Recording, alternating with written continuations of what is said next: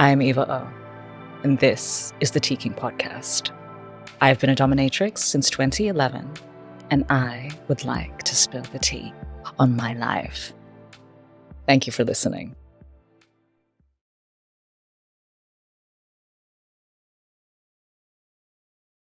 That's interesting. I actually contacted someone on Fiverr the other day to do my intake form, to redo it. Yeah. And I actually sent her a message first and said, this is what I am, this is what I do. Are you comfortable with me? You know, just because I thought, I don't want to just assume, because some people aren't. But she was like, yes, I'm fine. Yeah. No, unfortunately, I have been rejected. Oh, yeah. See. Yeah. You forget. It's like you said, you're in a bubble and you think everything's fine. And then all of a sudden you get this rude awakening. Like, actually, some people still judge you for what you do. Yeah. Yeah. Well, we hadn't officially started, but that was very good already. Yeah. So now, welcome to Teakink. Today we are in Audrey Fatale's space in Melbourne with Audrey Fatale. Yes. How long have we known each other now? I lived in Bali. Yes. So it would have been at least 5 years. At least 5. Yeah, could be 6. Oh my goodness. About then. Look at us. Yes, I know. Keeping it up. That's right. Some people don't last 1 year in this industry. No, that's right. I think we've done Bali, Hong Kong. We met in Hong Kong, didn't we? Yes, we did. What did we do? We were there for the art fair. Separately. Okay, yes. Yes. Amazing. You took us out. And then London. Twice. And now Melbourne twice. Now Melbourne. Yeah, and I hope to be back this side of the world more. Yes. In your beautiful space. Yes. But yeah, it's been a pleasure getting to know you, even though we've never lived in the same place. Actually, no, I've met you here once before too. We had dinner. Yeah, you came. Yeah, you were here briefly. We eat very well together. And it's always so easy to speak to you. I feel like my time is never enough. But by the time we need to move apart, I'm like, oh, that was so easy. Yeah, wow. Yeah, no, it is. And it's always been quite fleeting as well. So I think there's always a feeling of like, until the next time, right? It's like, whenever that may be. And this time it's been quick. It was only, 4 weeks ago, I think I saw you. The jet lag, everybody. Yes, I think I'm still struggling with the jet lag. Oh, I'm sorry. Yeah, but it's a long way. It is, yeah. But you've been working for how long now?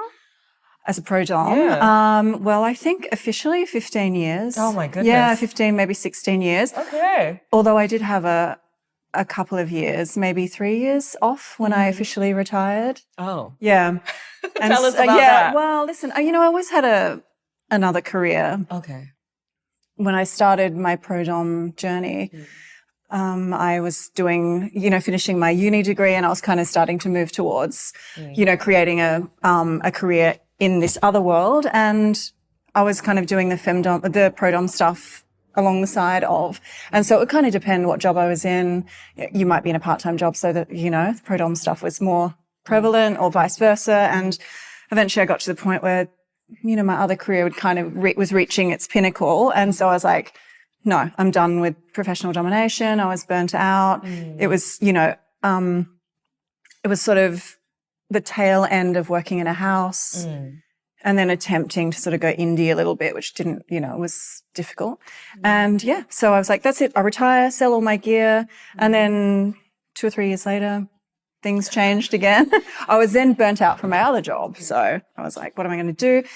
And I really didn't think I would come back to this. I was really like, I didn't want to. I thought I've done it. I was burnt out from it. I didn't want to practice the same way that I used to. The house environment is very different. You've been there. I've been there. Yeah. I mean, I sometimes crave just knocking out a day in a house, though. Yeah. Just like seeing people I've never met before, didn't have to screen, being on my toes, and just knocking out 5 sessions in a day. In and out, with randoms and making it happen. Yeah. And earning very little. Well, maybe not that part. There's that, absolutely. But no, there is the appeal of like the short and sweet session as well. Like sometimes, after a 6-hour session here, that includes another 4 hours of setup and cleanup. I think, actually, there is some appeal to that. So how has your career gone from that house in and out sort of thing to now? Where does it sort of sit now? And how did you make a decision? Yeah, I mean, look, after I came out of retirement, I went back to the house, fetish house in Melbourne. And that was because I just needed to find my feet again. I just didn't know exactly how, I just wanted to kind of, feel like I had people around me, the support, not to mention the accoutrements of the job, which I had gotten rid of. So I went back to that environment and something just shifted. I don't know what it was. I think it might have been a combination of age and experience and just feeling a little bit more confident. And I just suddenly kind of started to feel that I can make this what I always fantasized about, like the vision of what being a professional dominatrix looked like. And that was doing longer sessions. I was always really attracted to sort of quite heavy bondage, heavy rubber, the more intense kind of scenes and sessions, which aren't as common in a house environment. It's a lot of foot fetish, in and out, kinky, role play, that kind of stuff. And that's fun for a time. But then I think a lot of people go through this. I might be wrong. I don't know whether you did. That has legs for 5 years or so. And then you kind of reach a point where it's like you're either bored, you're burnt out, you don't want to deal with those clients anymore. And you have to make a decision. It's like, how am I going to make this work for me now? Yeah, so I always had a vision. I did always have the vision. I had the vision of owning a studio. I had a vision of playing, quite, heavily, I suppose. How often do you session these days? Well, technically I work every week, but I only do 2 or 3 sessions a week. Yeah, which is intentional. Yeah. So it's kind of like managing. It's like the whole way that I work now has been very intentional. I know. It's like, how can I work less and earn more has been a part of it for sure. And how can I make this a sustainable endeavor? Yeah, exactly. And I don't want to see 5-6 people a week. Yeah. Yeah. And I feel I've also done the timing thing in terms of how many people I'm going to see. I think 2 maximum a week. Oh, yeah. Yeah. Yeah, that's my ideal. Would be 2. And I charge an astronomical amount these days. I've always admired that about you. I'm like, to only I can't quite get there. People. It's ballsy, I know. You just gotta try it. But it's a psychological thing for me because I still get a kick out of my session, and it can be super basic. They can be really basic people, and I'm lucky that I have all my German furniture, so it doesn't look that basic. But to me, it's my home. It's so easy, But to them, it's a thing. But still, the session can just be about having them within it and just like coaxing a head state out of them. Yeah, or it could just be like me with my feet on them and just like being at peace with myself. Yeah. And I can still get joy out of how they're reacting. But if it was more than those 2 people a week, I think at this point in the career, 14 years in, I'd just be like feeling like a service slave. And I know it's a service, absolutely. And I get that it's a service, but I still want to feel like I'm getting something. Oh, of course. That's my motivation. Yeah, absolutely. It's not sustainable. You can't do a good job.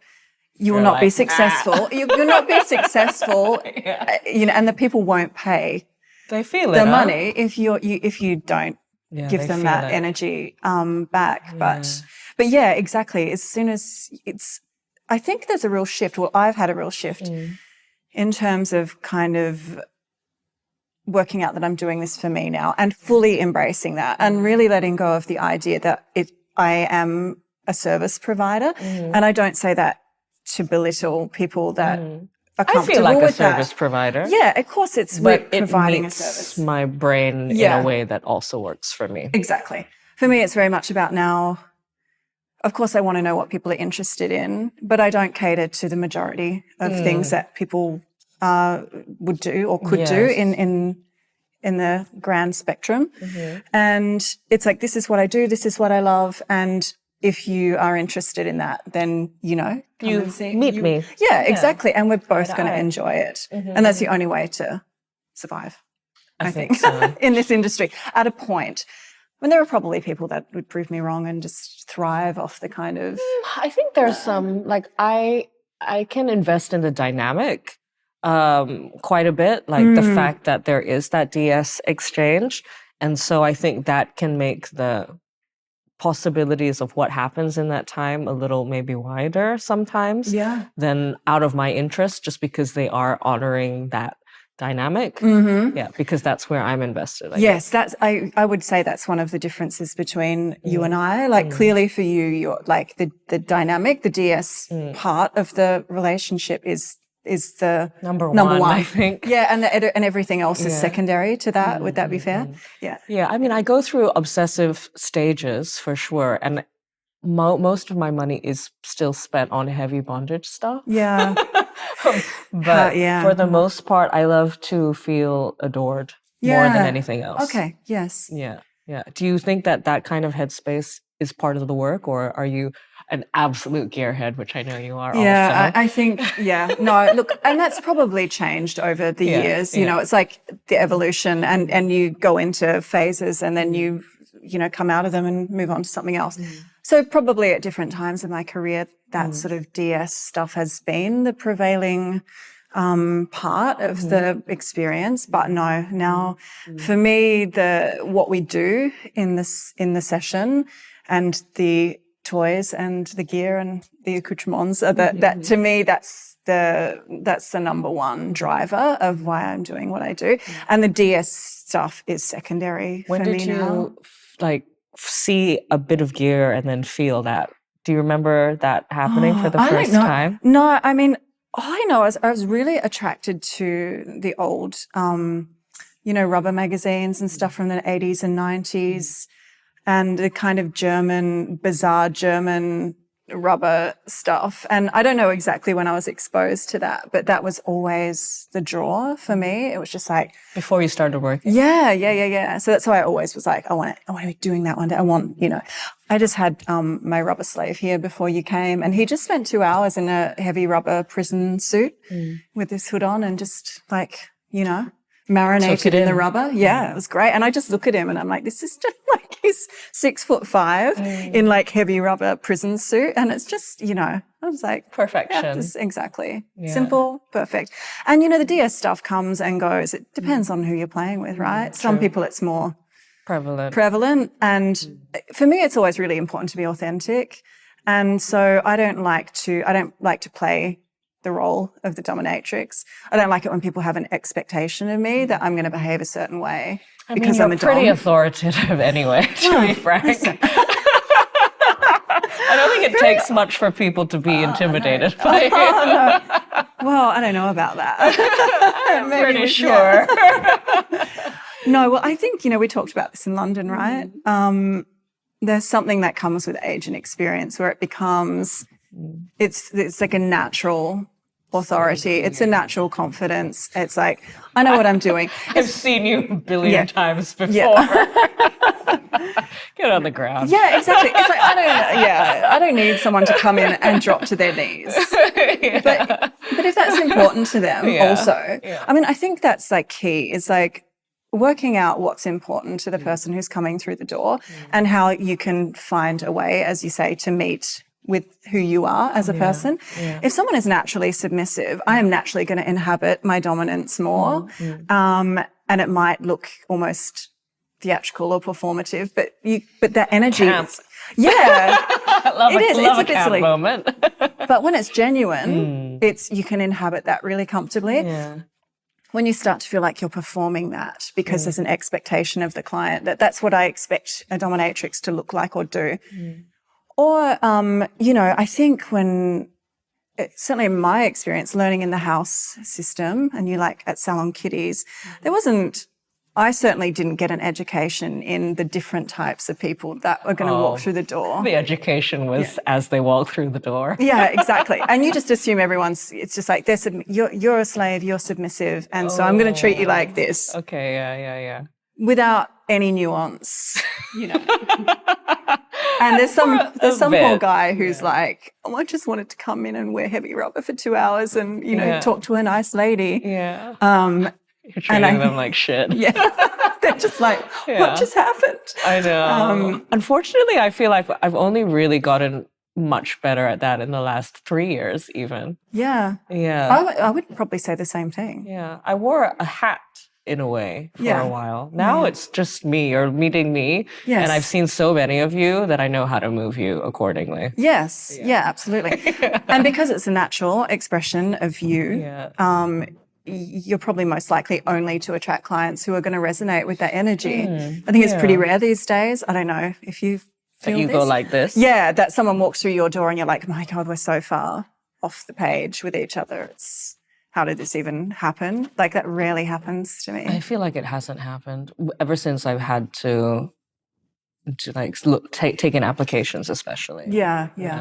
But at the same time, I'm remembering one particular case of this person who will like sort of book and then not book and then maybe book and whatever, and I just end up charging them more and more and more. Yeah. But sometimes they do end up turning up, and you can see this is like a Femdom headspace sort of person, so it's very like quick in and out. Regret is very, very close to the surface. Yeah. But even with this person, I think a lot of the job for me is the art of moving anyone and seeing where they are, like you're saying, and meeting them and moving whatever it is that's there. And I feel like we've had a good time. I've made him cry, like at looking at himself a few times, and I'm very happy about. Yes, love making men cry. And I would say that I don't like the Femdom rush, jerk off, get out, I need to be treated like shit sort of vibe. It's not my thing. But yet I've managed to make it work. So maybe it is an experience thing. Yeah, I mean, I think so. Look, definitely I have times where for whatever reason, I am not in the headspace to do.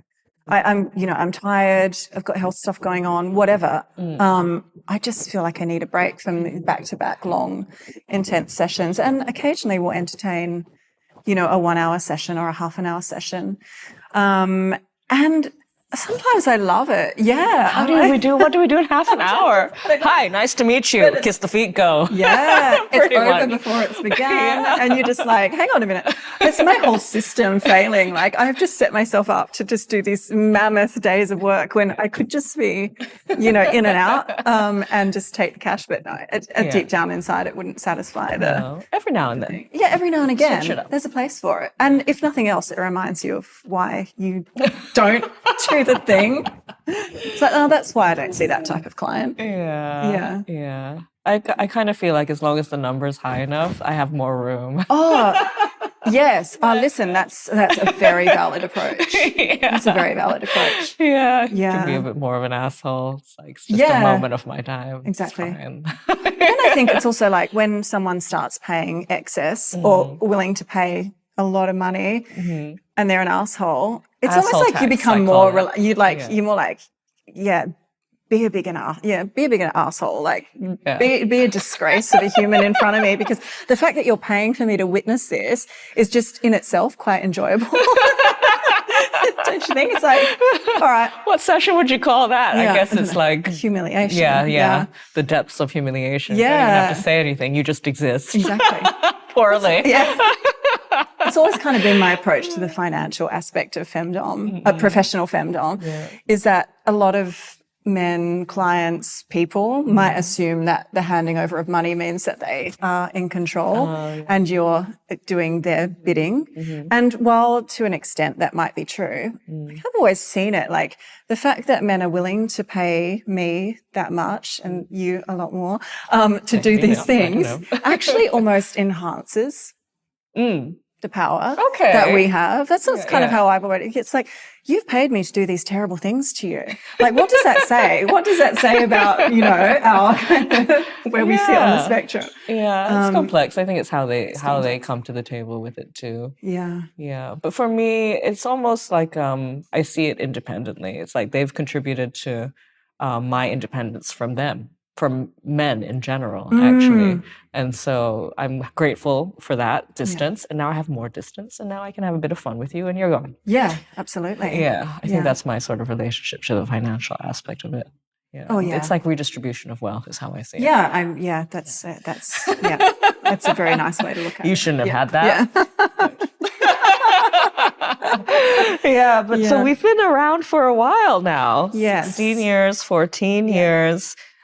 We've kind of understood the house system, gave us a grounding, maybe some things that we needed at the time. We maybe found niches, whether it was in dynamic or in, how would you describe yours? Like gear and like, almost like the technical practice. Well, not only, but it's like what is that word when you're hypnotizing? It's like a hypnotic sort of like gearhead space. I kind of feel is your word. Yes. Yeah, and I use the word immersive a lot. It's kind of like an immersive experience. Yeah. And then now I don't know what's happening next. Do you think about what's happening? Like all of it I haven't predicted any of it. You know, I've just sort of been like, I don't know how I feel about this. Let me try that. Let's see this. I really like this. What the hell was that? Yeah, exactly. It's kind of been my career. I think so. Yeah, if someone had said to you 5 years ago, what's going to look like? Yeah, for you. That I was doing Instagram collaborations. I would have been like, what? Yeah, that's another aspect of things. Yes, yeah. I'm not on Instagram. Yeah, good for you. Yeah, it did not resonate with me at all. No. I'm still in the hell house that is Twitter. But anyway. Don't even try TikTok. So. Yeah. Oh, no, I would never. I will never download the app. It's not going to happen. But yeah, but I guess in terms of personal practice, I think 5 years ago I was very heavy on the lifestyle-ish sort of ways. I would carry people and have them on retainers. Yeah, I remember you saying that once. I was so impressed. It was great. Oh my God. And it was very profitable, but it also took a lot of my personal energy. Yeah. And I've stepped back from that. Now my OnlyFans does a lot of my financial heavy lifting. Okay. And then I'll like tap into people who I genuinely actually appreciate being around, and they're my regulars. Yeah. And it's quite interesting because that looks like a relationship also like back in the day, but without as much weight on me. I guess because it's a temporary fixed thing in terms of the retainers. And I'm quite enjoying where that sits. I've become a little bit like a I'll do 3-hour sessions and that's enough. Yeah. Yeah. Like a dinner and a play and I'm cool. Yeah. We don't need to do more than that. Absolutely. Yeah. That's where I am right now. The occasional easy does it sort of session. Yeah. I think that's, there are different stages of your life, aren't there, where you're kind of more focused on making as much money as you can, or, it's like your season to relax a little bit and just enjoy the fact that it allows you a certain lifestyle. I think that's kind of where I've been, is that it allows, the amount that I work and the things that I do and the money that I charge allows me to live a lifestyle outside of professional domination, a certain level of comfort that I'm just not prepared to sort of sacrifice to earn, more than that. But yeah, I mean, look, the ideal scenario would just be to have, my little cohort of people that I play with regularly. And I guess it's almost, I think you're there. I'm pretty much there. Bar a couple of people tapping in, tapping out, a new client kind of coming along and presenting themselves. And I'm like, oh, hello. But yeah, just sort of like maintaining the small group, a couple of sessions a week, and just sustaining myself through whatever the next few years looks like. Yeah, and how does that intersect with you personally? You mentioned like sometimes I need to think about things on the personal front, whether it's health or otherwise. And I guess like for me, people don't necessarily think about it, but then my family also will dictate what I'm thinking next. Like I'm thinking of moving away right now from the UK because my family are in Asia and Australia so that I can potentially care for them more. And that will change my practice again, probably. Yeah. Probably go back to seeing my people in Asia and hear them all rejoice. Oh my God, I love it. I'll be so happy. Maybe build a space somewhere where it's not as confronting as Indonesia. Yes. Yeah. Well, that'd be amazing. I'd love to come and visit you in Asia. Yeah. I love traveling to Asia. Yeah. So I'm not sure what that would look like. It's very inspiring being in your space because I do love mine, but I would say it's a quarter of the size of here because it's London. It's London, yeah. And so I'm thinking, my space in Bali was kind of like this. It's like, maybe I could do that again. And what would that do to my practice again, Yeah. It's nice that things can keep evolving. And I'm not getting tired. And people ask, like, are you going to retire? Are you going to quit? It's been so long. And I kind of feel like this job, maybe a lot of jobs, time and experience lends itself to it. And people respect it more. Oh, yeah. Yeah. Than when you were maybe in your 20s and hot and bookable and whatever. But yeah, absolutely. God knows I would not want to be back in like that place. Yeah. It's one of those things. It's like you can only, unfortunately, you just have to do the hard yards to reach that point of confidence and, you know, this ability. Is how it's going to, and ability. And you just have to kind of go through all of the hurdles and deal with all of the shit that comes with that.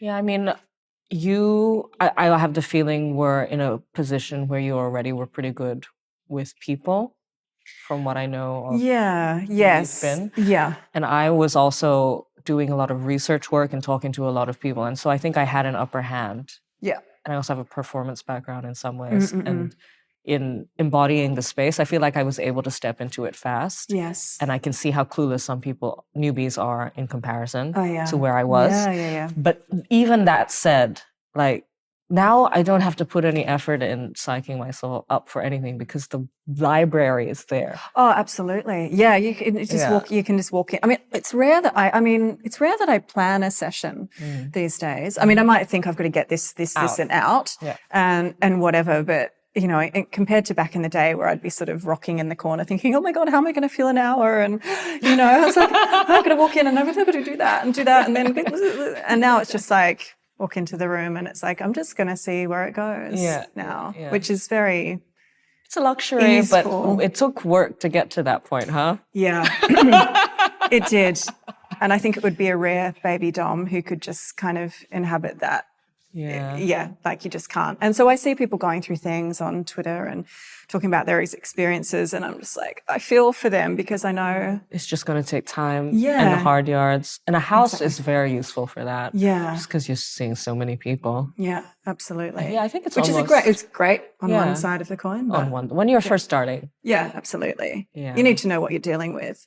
Because the majority, I think when we get to our place and level, we attract, you know, quality people generally. And it's fair to say that that's a fairly small percentage of professional sex work consumers. True. You know?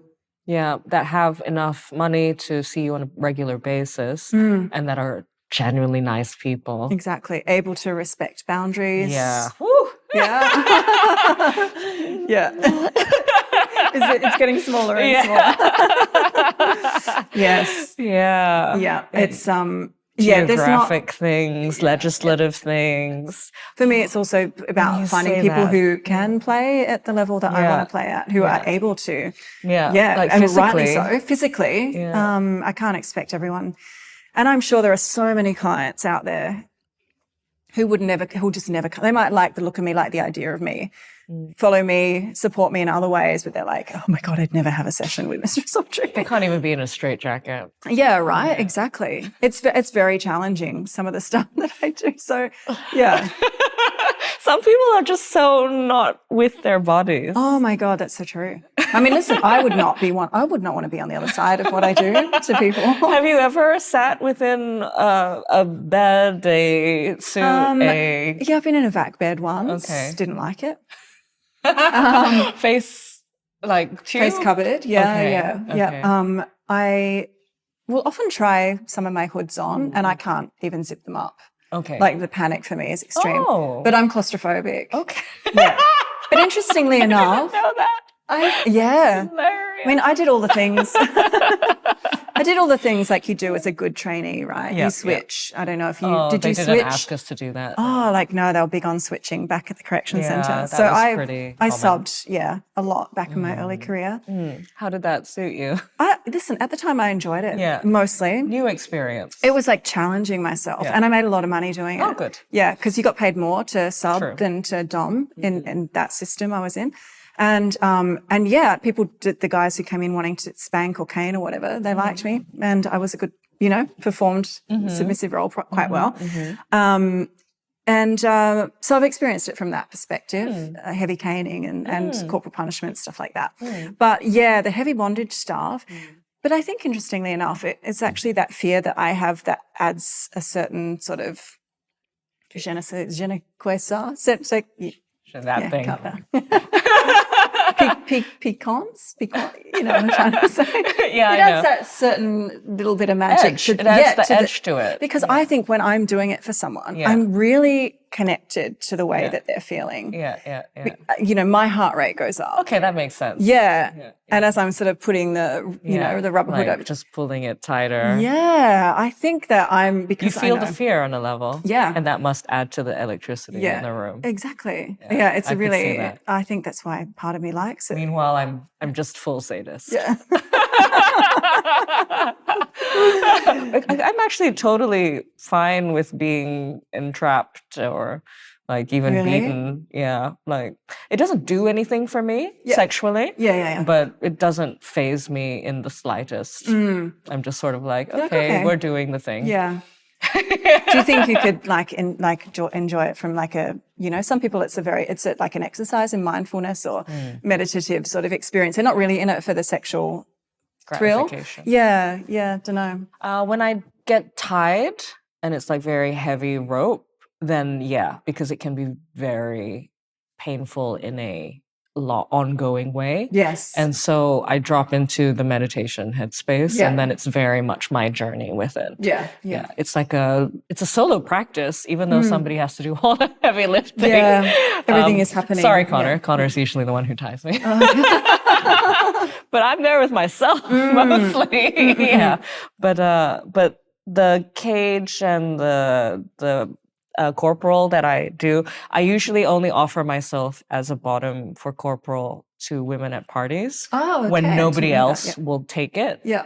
Because I know it'll be entertaining for everybody. Oh, right. But I don't actually enjoy it. You don't? No. I enjoy everyone having a good time. Heavy corporal? Or are we talking more like spanking or caning? Yeah. Oh, wow. Like it can stay with me for months. And then I'm like, oh, wait, hang on. Maybe that wasn't a good idea. Every time. That's very selfless of you to throw yourself into the fire. Absolutely. Just for everyone else's entertainment. So we can have a laugh. It's my party too, you know. And so it's you're just facilitating a good experience for everyone. Yeah. But when I tried it in the house, I tried it once with one of my subs actually. He wanted to do a switchy session and I wanted to laugh. Yeah. Yeah. So it's all very silly. I mean, it's fair to say. I don't think it would have worked. Yeah. Yeah. I think that's not what they were going for. It was just like hearing the tone of their voice and what they were trying to say and trying to be like sexy but also authoritative. And it was like, no, I can't do that. I know. Well, it's a bit like that from sometimes I think that about myself in the context of a scene. I'm like, oh my God, listen, it's so ridiculous. Or even some things you see online, you're like, this is a joke, right? But I know that person takes themselves very seriously. Yeah. It's funny. I mean, whenever I switched, it was, I saw myself as a bottom, not a submissive. It was always just like, I'm doing this for the physical experience of doing it. Yeah, but when people are like, yes, do this and behave like that. So yes, master. I'd be like, oh my God. Yes, master. Yes, of course. And I'm like, no, I could not. Yeah. It's also, I think for me, almost a political thing. Like, I don't know if I could have a man in that position. Yeah. This is interesting. Because I'll do it with women, like anytime. Whatever, I'll say the thing, I'll ham it up and fine. Yeah. I mean, I was discussing this with someone just the other day and I would not, almost saying it out loud is probably controversial and I would not want to critically assess what I'm saying right now. But I'm not into the male dom at all. Male, female dynamic. Yeah. I'm very happy to dominate women. Although it tends to be more sexual than it is with men. With women, like I want to hurt them a little bit less and give them pleasure a little bit more than with men. I mean, the pleasure is part of the job for the men, but it's at the they have to go through a lot, basically, Earn to it. get there.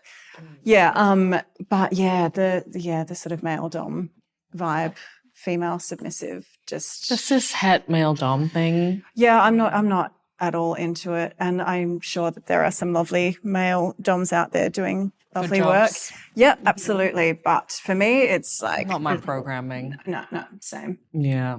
Yeah. Well, I mean, in a way, like, lucky for those who do have that programming, because there's a lot more, I guess, dudes who are into that. Yeah, absolutely. Yeah. And the quilt. Taking that role. And the floggers and the quilts. The kilts. kilts. Kilts, not quilts. I say quilts. You know what I mean? Come on. The beard. The Yeah. bearded. Yeah. Anyway, I wonder stop. if So you might not want to cut this bit out.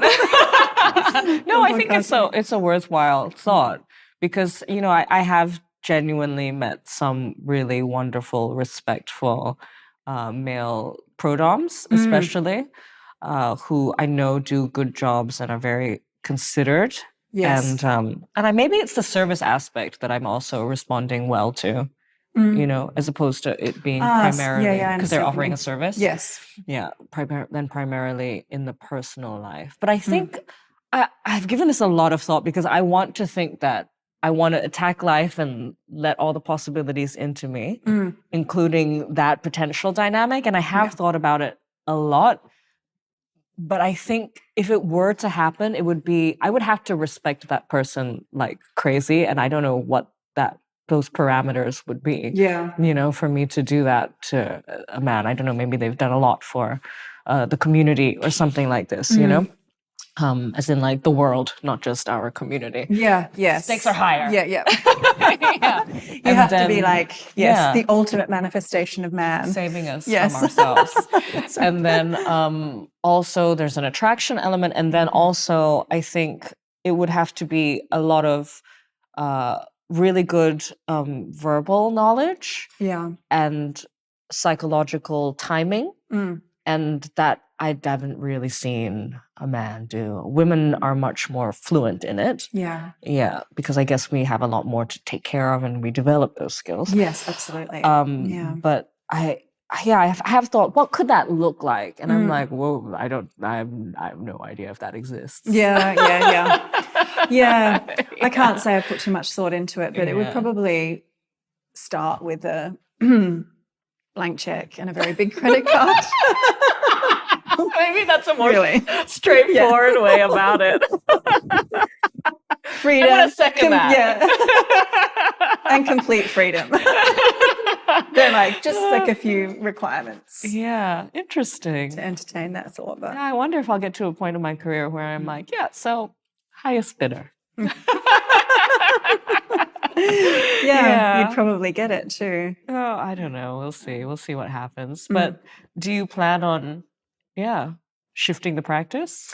Well, yes. I mean, the plan at this stage is to move to Europe in the next maybe Europeans 12 to, rejoicing in the background. 12 to 18 months. Yeah. That's on the agenda, but don't tell anyone. I think most of my I don't really call them slaves, clients, subs are aware that this is in the works. So what that looks like, though, when I do that is still very much up in the air.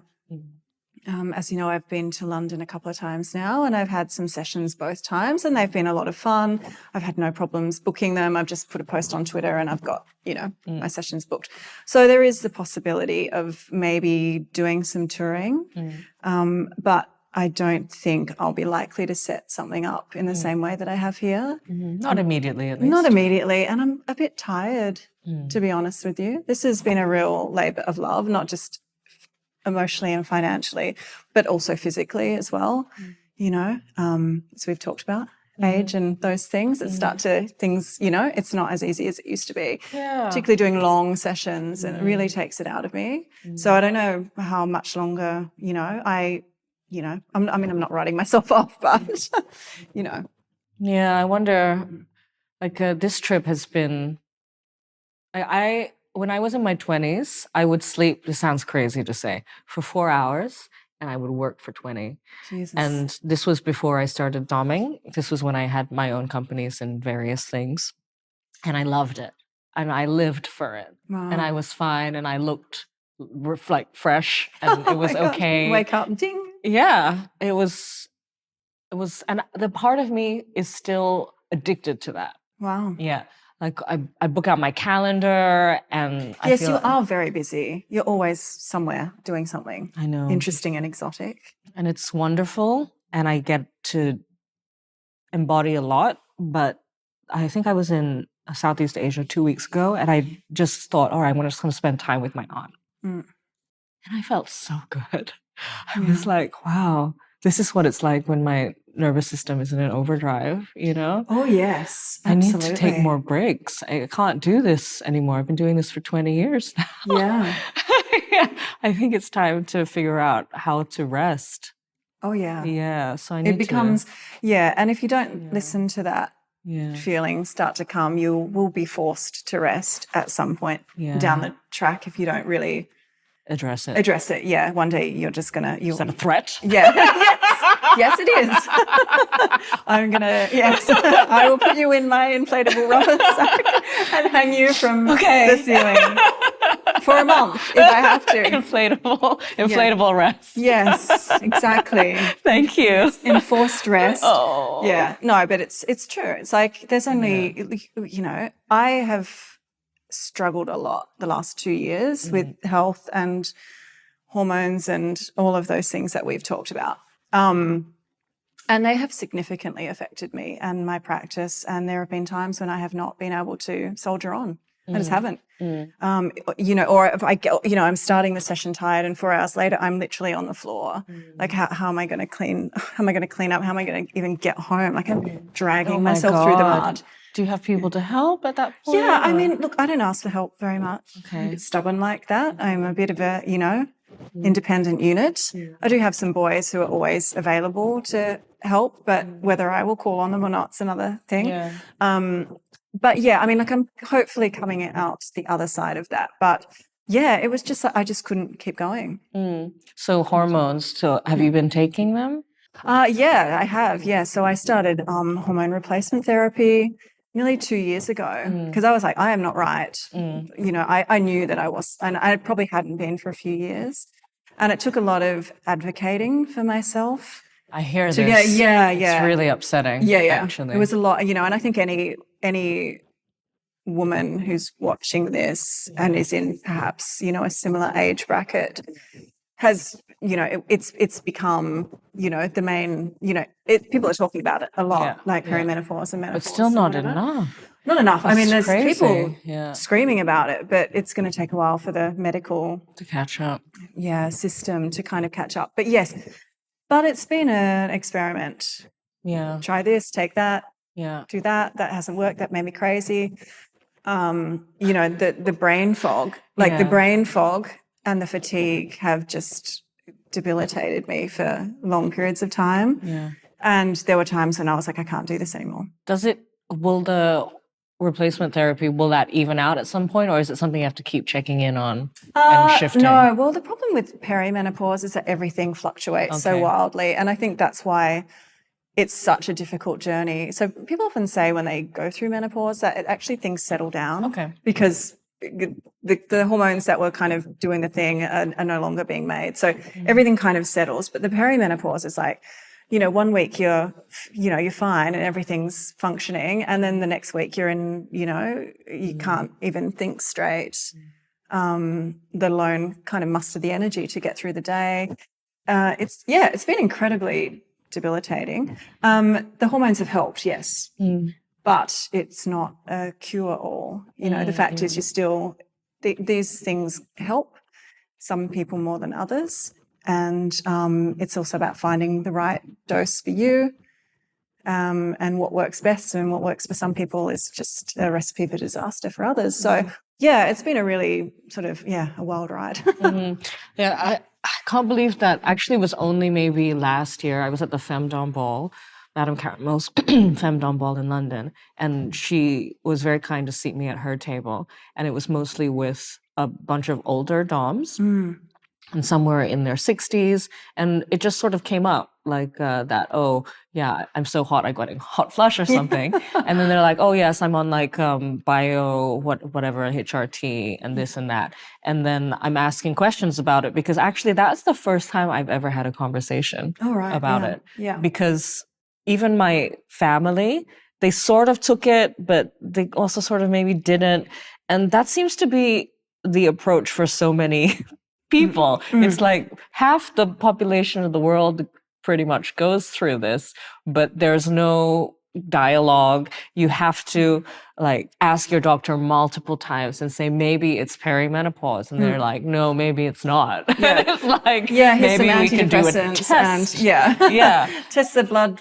Test your bloods that don't show anything relevant. And like I have friends, and it's just, and ever since I had that conversation, I've tried looking up stuff, and the research goes here and it doesn't land, and you can't find a person who offers it, or they're not taking any new clients.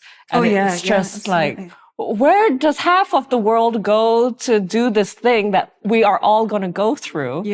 And it's just, it just highlights how little the medical system has given a shit. Oh, absolutely. About women. Absolutely. Like, whoa. Yeah, it's going to take, it's never going to catch up. They're never going to put enough resources into really understanding. I mean, when I don't know what exactly the statistic is, but something about they only actually started researching women's health in something ridiculous like the 1990s. Everything else was based, all of the tests and research and studies were done on men. And it's just like... Because they didn't have hormonal fluctuations. So it was easier to get consistent results. Exactly. Exactly. And therein lies the point. Yes. And women, it's like, well, why do you need those hormones once you stop procreating?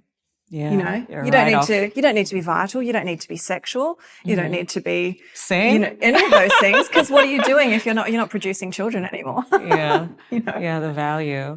So it's an interesting wake up call for what was a younger woman in me.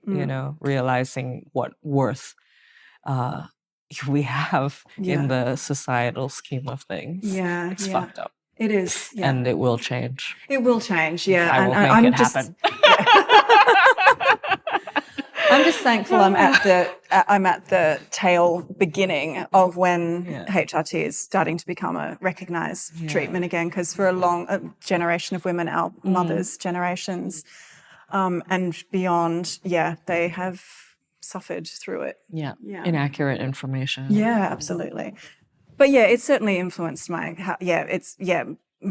my work. It has played a big part of my work, how I've worked and whether I've been able to work for quite some time. Starting to think of, because I don't know whether this happens to you, but I am just like so in my mind, and my life moves forth because of my mind. But now it's like you have to start thinking about the body. Oh God, It's like, oh, hang on. Yes. I forgot. Oh my God. I need to sleep. Absolutely. Yes, I need to exercise. You like it as much as I do, which is not very much. No, I mean, it's so true. It's incredible what a change, and it's a very rapid change. And I'll say this because you're not as old as me, but you're not that far behind. No. The changes that happen in your 40s are so quick and significant. It's like whiplash. It's I swear to God. It's like waking up one day and looking at yourself in the mirror and going, oh my God. Okay. Yeah. Okay. Suddenly everything is boom. Okay. I've put on some kilograms. My face is starting. It happens rapidly. Okay. And actually there was an article in The Guardian recently, and scientists said there are 2 periods in your life where aging happens rapidly, and it's around 44 and then around 60 something, where whatever's going on, it happens quite quickly. And because I talk to women in my age group about this a lot of people say it's a rude shock. It's a rude shock because right now you're still living you've still got a lot of estrogen. I'm doing You've my got a lot of micro-needling. I'm doing all the things. Everything is still coursing nicely through your body. And not to fear, I don't want to be a fearmonger, because everyone's different. Everyone goes through it differently. Some people are like, and they just kind of fly through it, and some people suffer. So hopefully you're not. This is going longer than most episodes because Sorry. I love talking to you. But whatever. My podcast. Part 2. Yeah. But I just actually released an episode on plastic surgery. Ah, yes. And I haven't done any like facial stuff yet, except for like lowering my forehead. And I start to touch on in that episode on why I kind of clutch onto the concept of youth. Oh, yeah. Yeah, and I need to start maybe thinking about that a little bit and seeing value in maybe an aesthetic aging. Perhaps I need to start thinking about that a little bit. This is a very difficult career to be in and to see yourself age, let me tell you. It's a lot of photos. Absolutely. Yeah. And that is the thing that I have struggled with the most over the last few years. And it's probably also driven my practice to be less about me and more about what I do. Interesting. Okay. Yeah, like I'm not posting photos of me looking hot in rubber anymore because I don't like what I see. Okay. And I know people just say, oh my God, you're ridiculous, you're so photogenic, all of this stuff. Yeah. And then I'm just like, yeah, but all I see is an aging face. Yeah, it's a change, and I don't want to be reminded of it. Okay. Having said that, I understand that from the perspective of the clients, the paying clients, that there are a lot of men who are attracted to older women. They're attracted to experience. They want someone that they know they can trust and hand themselves over to. And those aesthetic things are not important to them. Or they like the aesthetic change. Yeah, also. exactly. And there is, of course, a big section of the client base who is very caught up in the visual, the right size body and the right age face and whatever. They're fine. I don't want those clients anyway. But yeah, it's certainly something to age in this industry. Yeah. Yeah. And yeah, I mean, listen, if Part 2 when we're 60, what? Yeah. Exactly. Second change, 65. Something right. 65, 66. Yeah, listen, if I didn't invest all my money into the studio, I would be doing things. I mean, maybe I'm just making an excuse, but I haven't really. I've had Botox once and fillers once, and it was fun. I liked it. I was like, yeah, that was good. But it was also money that I could have put into, your baby. So yeah, exactly. And so for now, it's still a bit of a, is that, do I want to go down that path? Like, Yeah. I guess maybe we are going over right now, but I would love to maybe do another time where we can have our own conversation about why the change is so hard. Yeah. When change has happened all the time, it's just now there's an aesthetic one, and what are we attaching to it that it gives us such anxiety and that we put so much fucking money into it, basically. Yeah, also. Exactly. Yeah, it's a very something to unpack. Big topic. Next time. But thank you for listening. Yes. Thank you so much. Thank you. Always great to chat with you. What a pleasure, as always. Always. Yes.